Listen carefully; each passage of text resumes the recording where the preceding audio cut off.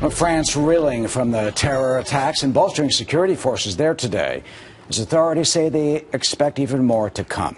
This, as other experts warn, we are likely to see more of what they call, quote, small, unsophisticated terrorist attacks, similar to the savage assault on the Charlie Hebdo headquarters on Wednesday. That in contrast to massive operations like 9/11. So, how do we better defend ourselves from those gun-wielding Islamic terrorists? Captain Bob Wells is a retired member of the U.S. Navy, former National Security Advisor to Vice President Dick Cheney. Bob, you know, it's a war. It's a war of radical Islamic terrorism against us, against the West and our values. And the first shot was fired on November 5th, 1990. That's when Rabbi Meir Kahane was gunned down, assassinated there, here in New York City in a hotel on Lexington Avenue. This photo shot by my dear friend Shannon Taylor, who was there, who's warned. He predicted that there'd be terror attacks like this to come, and there were. 25 years later, after that first assault, the gunman was El Sayed Nosair. He was part of the Rahman, you know, the blind sheikh's terrorist cell. We didn't know about it back then. It took the FBI. They didn't even go in and translate the gunman's materials that was full of jihadi material. Have we learned, and how do we turn this trend around, especially after what has happened this week in France? Well, thank you, Eric. I think you've provided a great context. There are lessons from the past, and it started, as you mentioned, in 1990. Also recall Lawrence Wright's great book, The Looming Tower, and that foretold the advent of 9/11.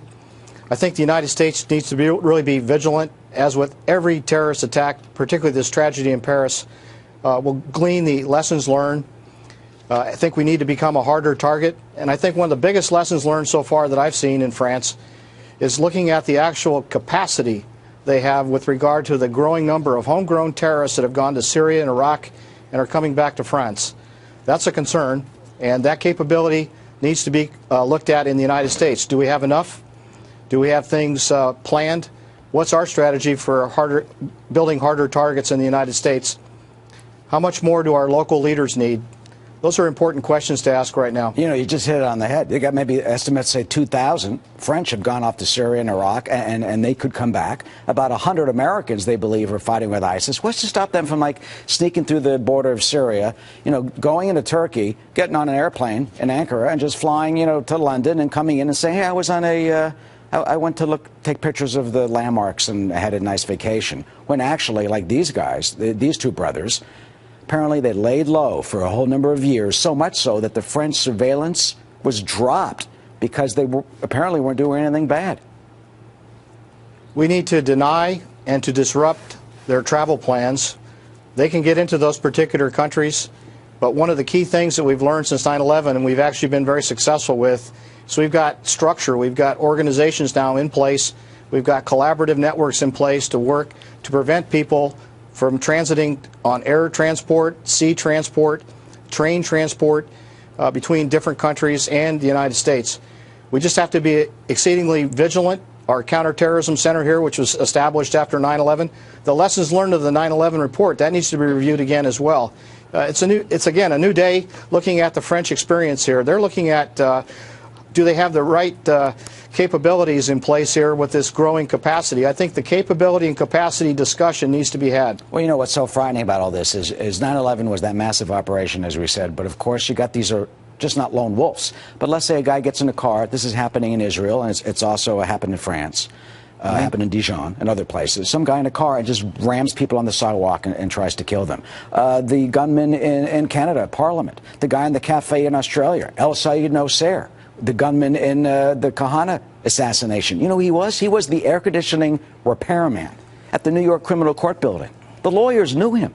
The judges knew him. This guy was part of our society. I mean, look, one of the brothers, the Karachi brothers, met President Sarkozy. He was in a training program. So if they're part of our society, and here, whether here in the U.S. or in France, one guy can, I mean, how do you stop that? It's part of their character development. Their day jobs are very apparent. We can see them every day in society. They saw them every day in society in Paris, as you just mentioned there. But looking at what the impact of technology is, in particular in the Internet, I'm concerned, quite frankly, that it's going to get worse before it gets better. Most of these societies that are now getting connected with the Internet will now have what they call in political science relative deprivation. They'll be deprived, they'll be jealous, they'll feel like they need to take out revenge because they can't achieve the economic benefits of their particular society, or they may not be able to succeed. So they're going to embrace an ideology like radical Islam that will take it out on people that have power. And that's going to be the fundamental, I think, going forward, is that as more of these societies become connected in different nation states, like in the northern part of Africa, the Maghreb, looking at what's happening in Africa right now, sub-Saharan Africa, with Boko Haram, these societies will continue to become radicalized when the men in particular don't have economic opportunity, and they see that they are disenfranchised because the internet tells them that they're disenfranchised because of their social media, their night job. Well, 25 years ago when Kahane was shot, it was an anomaly. Now this terror is spreading. Captain Bob Wells, who says it will get worse before it gets better. Captain Wells, good to see you. Thank you so much. Thank you, Eric.